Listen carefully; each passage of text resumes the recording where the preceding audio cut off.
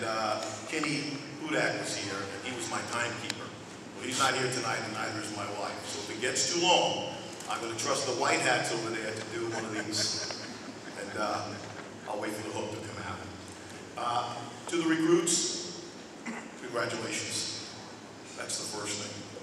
I want to thank the support system that you have here as well.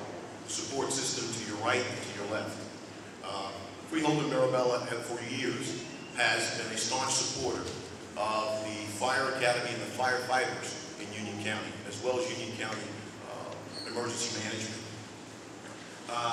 And Director Chris Coturo, you've been doing a fine job with the support that you've given us as well. I know you have a background as using those scanners like I used to use the scanners and listen to the calls, and I'm quite sure you listen to everything that goes on in the Union County area. And Ben Laganga, I have to thank you. You hired me, so it's good to see you out. Recruits, on your feet. The last time I'll be able to say that to you. And I want you to do an about face. That's a 180. And I want you to look at the people that are behind you. And they're behind you more than physically. They are behind you because they supported you in your endeavors to become a firefighter.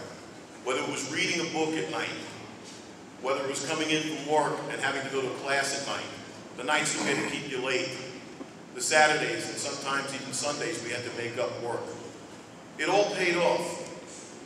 Now they know that this is what you wanted to do, but how you're going to honor their support for you is to be the best that you could possibly be. Now make the left face. Your other left. Turn to the right. Turn to the right. Now they're graduating tonight, right?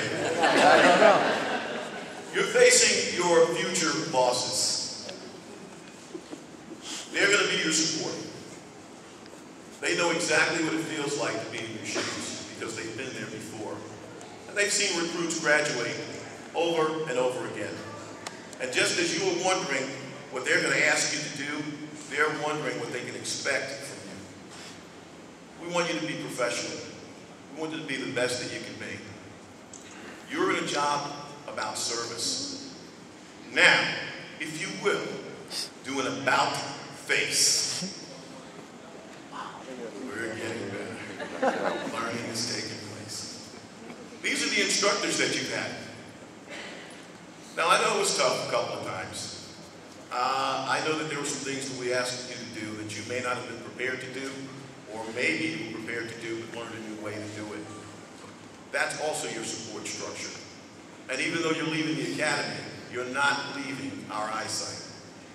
We'll be seeing you out there doing your job.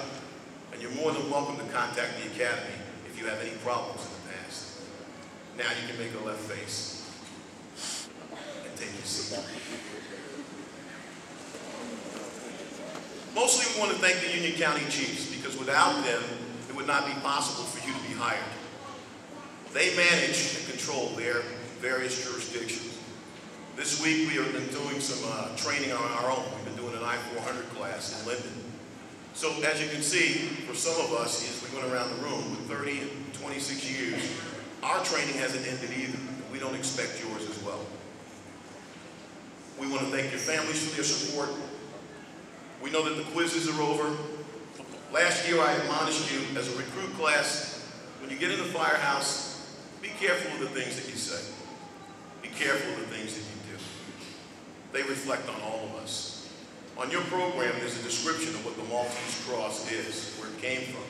It came from the Knights of Malta, the Knights of St. John, who protected the Christian pilgrims on their travels, saved them, protected them, guided them.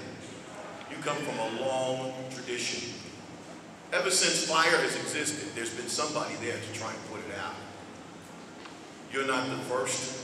You won't be the last.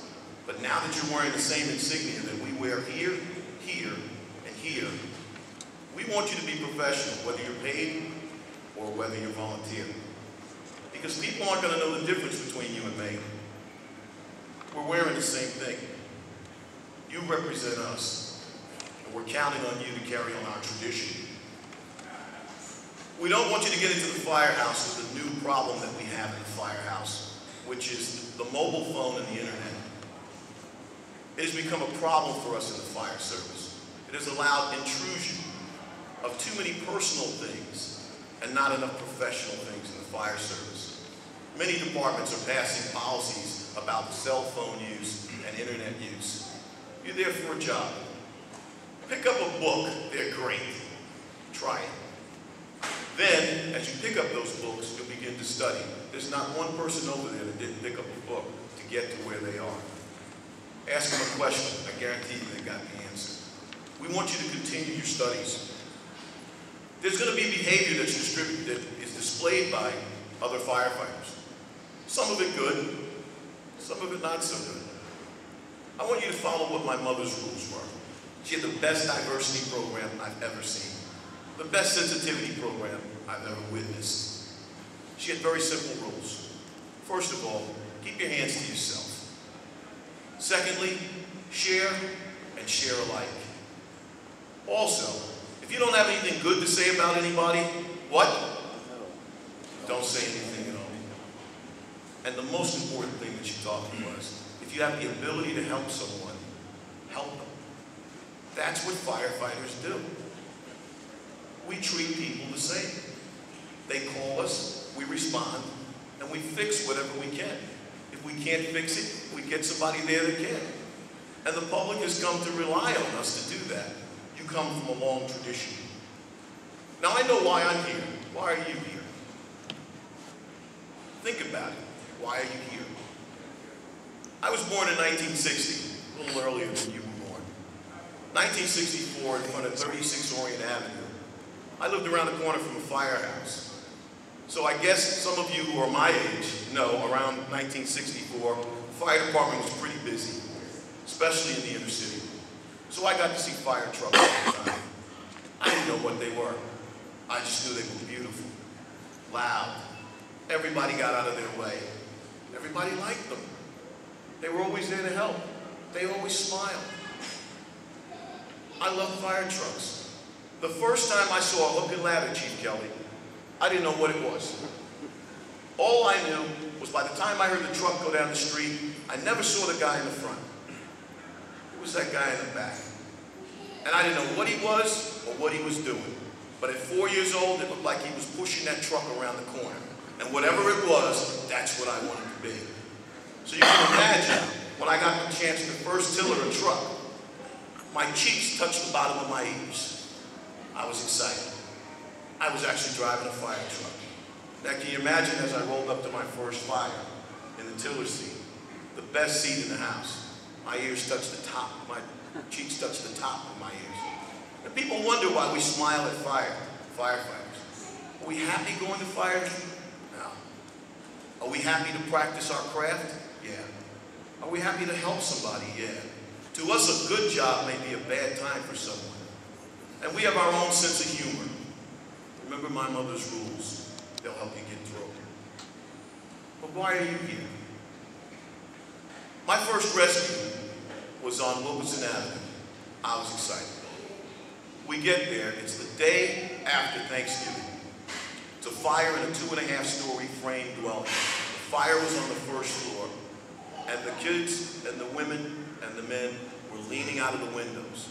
They were literally trying to hand the kids out to us. I'd only been on the job 8 months. I made the first rookie mistake I could. I ran without any equipment. I wanted to help, ran there, was trained, and no ladder, no hose. We ended up finally snatching the ladder off the pumper because the truck hadn't made it into the block yet. We started pulling people down, and the second mistake I made was to go up to the Deputy Chief, then Battalion Chief Neil Vazone, and say, Chief, what do you think about that rescue I made?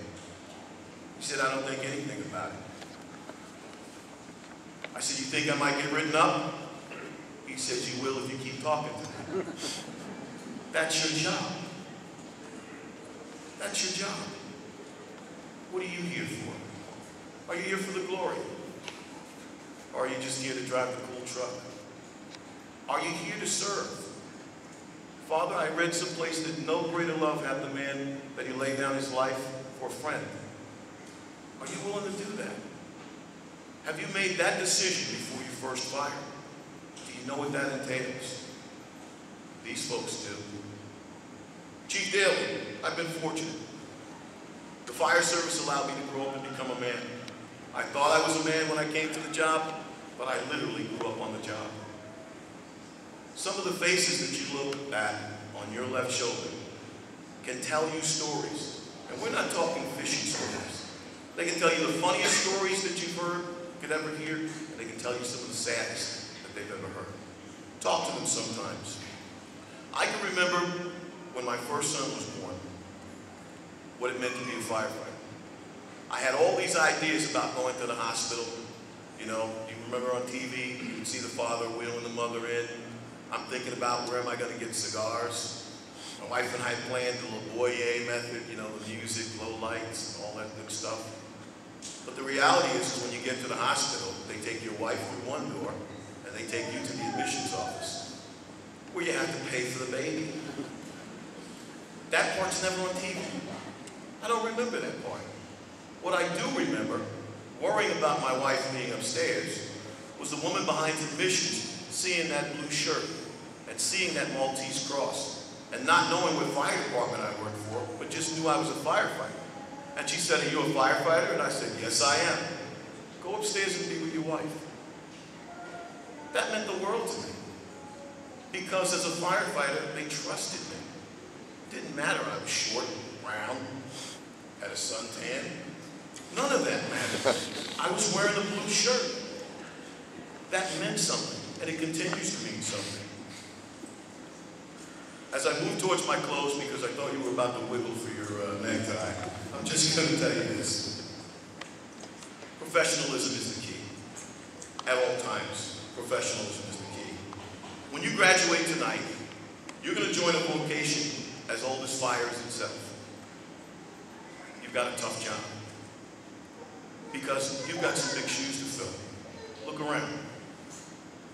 The most important thing that you can do is to show up and serve and be willing to help. You do that, and as I tell everyone, the world is your oyster. Many of you are important. You're significant.